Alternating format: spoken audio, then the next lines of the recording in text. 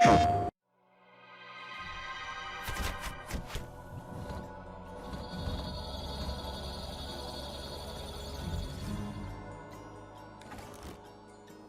see there being two big benefits to being a small independent developer.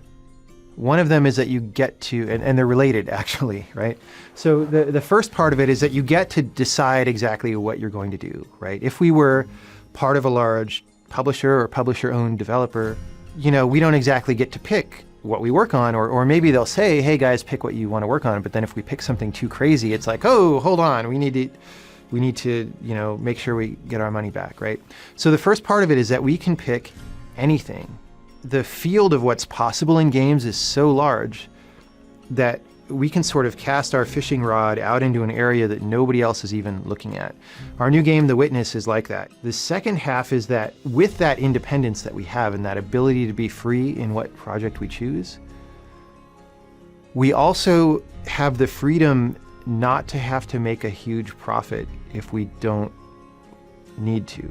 I would definitely like to make our money back on this game, and I would like to make a profit on it, but it's not actually the number one priority, right?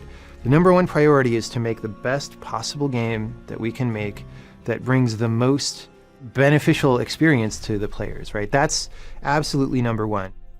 For a while, we had been generally interested in being on the next Sony console, so we kept up relations with people at Sony, and at some point those discussions naturally turned to, hey, we're going to have a mini preliminary dev conference soon. Do you want to be in there? And I was like, well, of course. And that was really good, and the ball started rolling. Like, as soon as we did that, I said, hey, we want a kit right now, because, like I said, it's a much more complicated game than our last game, so there's a lot to do. There's a lot to think about.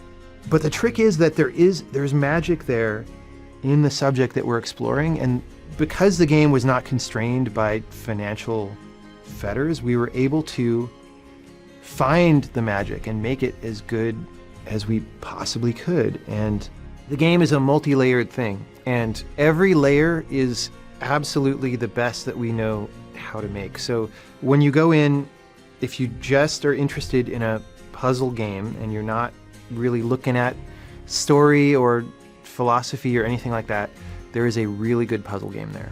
But if you want to read further than that, there's other layers. And that's sort of that provision for deeper engagement that allows for that little bit of ambiguity, or that little bit of like, I didn't totally understand it, but then when you go look at it closely, you open it up and you discover there's a huge ton of stuff in there.